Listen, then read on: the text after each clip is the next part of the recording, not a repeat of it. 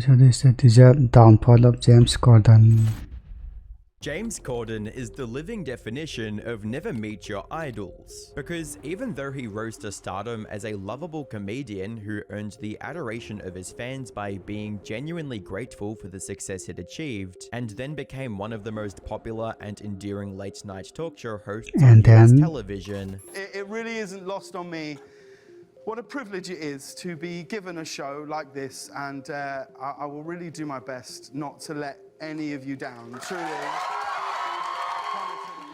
His off-camera antics exposed him for who he truly was, an egotist who let fame Is there a party? go What to his the? head, and an obnoxious bully who was horrible to anyone who couldn't advance his career. You can see my belly, and we can all see you dying right now. Let's go for it. Here we go. Which resulted in him not only Okay, that was actually a destroying cringe everything he'd moment. built, but also having to flee the country. Hi, I'm the internet anarchist. I create weekly YouTube documentaries, and today we'll be discussing the satisfying downfall of James Corden, how he gained the love and respect of his fans and peers through his gracious everyman persona, how that said persona crumbled along with his reputation, and how he didn't just destroy his own career, but also one of the longest running late night television shows in the US. But if you want to protect my channel from destruction, all you have to do is subscribe. So hit that red subscribe. Wasn't an industry plant that was simply thrown in front of US audiences out of nowhere. He actually worked his way up from modest beginnings in the UK, bouncing between very brief, often forgettable parts across the British entertainment scene, from the musical theatre production Martin Guerra to the 1997 sports drama film 24/7, and even a gig in the long-running TV soap opera Hollyoaks. He was trying to take whatever opportunities came his way, before finally landing a recurring role in the British drama Fat Friends as Jamie Reimer. This gave him the chance to appear in front of a wider TV audience on a daily basis and gain more notoriety. But more importantly, it was on this show that he met and befriended his co-star Ruth Jones, who would later co-create the 2007 British sitcom Gavin and Stacey with him, where James Corden played the role of Smithy, the loud but endearing best friend to one of the main characters, Gavin. I'm the creator of some of Ricky's biggest jokes. You are Ricky's biggest I didn't even know he was a movie star. You slag. No, you shut it, you slag. You slag. You slag. You slag. You slag. No, you slag. You slag. You slag. Shut it, you slag. I have large cotton chips, 2 batter sausage, chicken mushroom pie, can of shandy bass, and cherry tango. This ended up becoming Corden's breakout role, not just because of his own performances, but also because of the show's immense popularity. You see, Gavin and Stacey showcased the romance between a British man and a Welsh woman as the centerpiece, making it an instant hit among the Welsh audience, who had historically been underrepresented in the British entertainment industry till that point. As a result, it became a cultural phenomenon in Wales specifically, with over half of Wales' population watching the Christmas Day finale. Corden himself went on to win the Best Comedy Performance Award at the 2008 BAFTAs for his role in the sitcom, which ended up opening the door to several other opportunities, allowing him to host the Brit Awards multiple times, regularly feature on multiple panel shows, and even co-host a charity drive for the UK charity telethon Comic Relief, firmly establishing himself as an up-and-coming celebrity in Britain. But the real reason he gained the audience's admiration was for his grateful, gentle persona, which always managed to show itself on camera. However, off-camera, this was when Corden's real-life personality started Off camera was a different person. surface. Corden even admitted to letting his early fame go to his head in an interview in 2015, stating, "It's a really mind-altering time, that first flash of fame, and you start to perhaps think you're a bit more of a dude than you really are." A sentiment that probably a lot of celebrities can relate to. Fortunately for him, his Gavin and Stacey co-star, Rob Brydon, was quick in trying to get him back on the right track, telling him directly, "Look, this is a bit awkward to say, but I'm just hearing these things about you, and you've got to know that the way you behave has an effect on people." Even his family stepped in, with his sister giving him a hard reality check by saying, "James, don't be a dick." Unfortunately for Corden, this realization was too little too late. His career had been in a freefall for many years before this point, and partly because he had hit the limits of talent before he had even stepped foot in the big leagues, starting with a comedy sketch show he created in 2009 alongside another one of his Gavin and Stacey co-stars, Matthew Horn, titled Horn and Corden. This turned out to be an absolute flop, with The Telegraph even calling it, quote, "about as funny as credit default swaps," resulting in people re-evaluating Corden's acting ability at the height of his popularity in the UK. The show was eventually cancelled after just How did he get on a talk show though? season. However, that wasn't the end of Corden's failures, because his next project, a movie titled Lesbian Vampire Killers, would suffer the same fate, when it absolutely bombed at both the box office and in the critics' room, with a horrible 28% rating on Rotten Tomatoes and a 5.1 out of 10 on IMDb. That said, his box office failures could still be I mean, explained all the comedy movies in the thousands are like that. away as a relatively young actor trying to find his way in the industry. However, the same can't be said for what happened when he was hosting the 2010 Glamour Woman of the Year Awards, when an event designed to celebrate the women of the entertainment industry turned ugly, and briefly disrupted the illusion of Corden's kind, lovable persona. It all started when Sir Patrick Stewart, Charles Xavier himself, called Corden out for looking uninterested during the award ceremony. I want to speak to James here. It's James, isn't it? When the presenters are up here and when the recipients are receiving their awards, don't stand at the back of the stage with your hands in your pockets, looking around as though you wished you were anywhere but here. Oh, you couldn't be more wrong, sir. You couldn't be more wrong. Now, he had a chance here to take the criticism with grace and even improve his image after the disaster of his most recent projects. But Corden's ego got in the way and he lashed out, responding to the criticism with a rude comment of his mean, own. Oh, genuinely. And if it looked like that, I'm so sorry. But when you come up and present an award, just get on with it. There we go.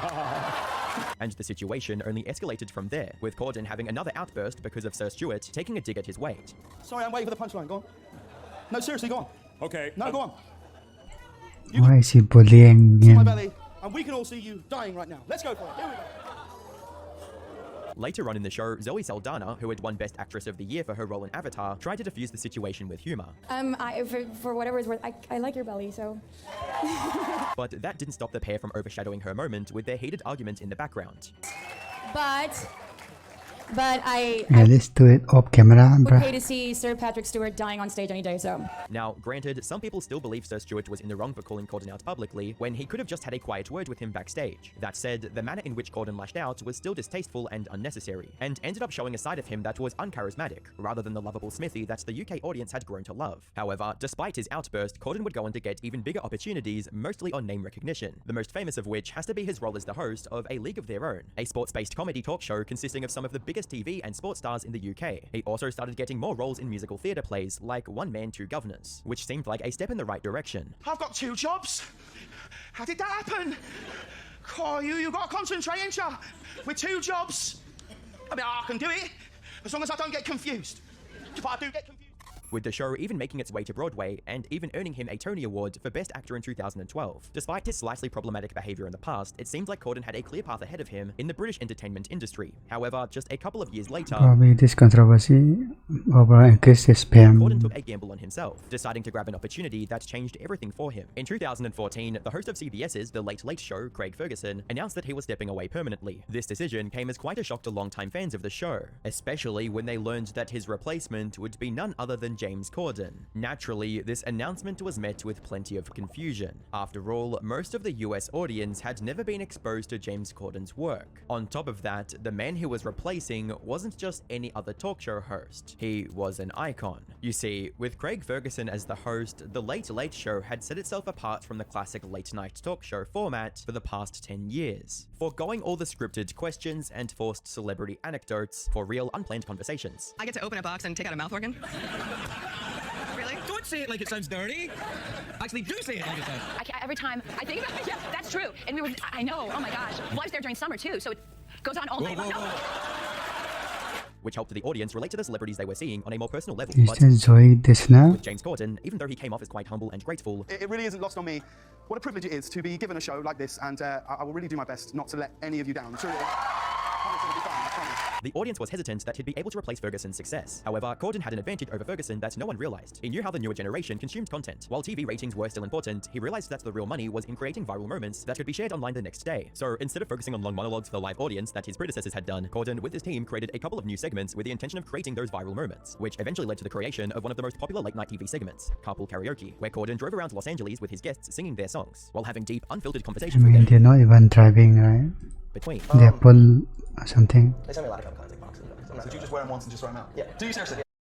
Yeah. No way. Yeah, I definitely don't wear them twice. No. There's so many. Are you serious? You wear a pair of underpants once and then you throw it out? Yeah. That's the life. I have to turn mine inside out and wear them again. Not only did this segment paint Corden as the fun-loving, chill host who could get along with anyone, it also painted these celebrities in a new light, helping the audience see them at a more human level, like when Adele went from singing her own songs I'm in California dreaming. to flawlessly rapping Nicki Minaj's verse on Monster. Career in some housing. Blink with big ass, giving with flash. I'm getting big, get cash, we can make fast. This is what you live for.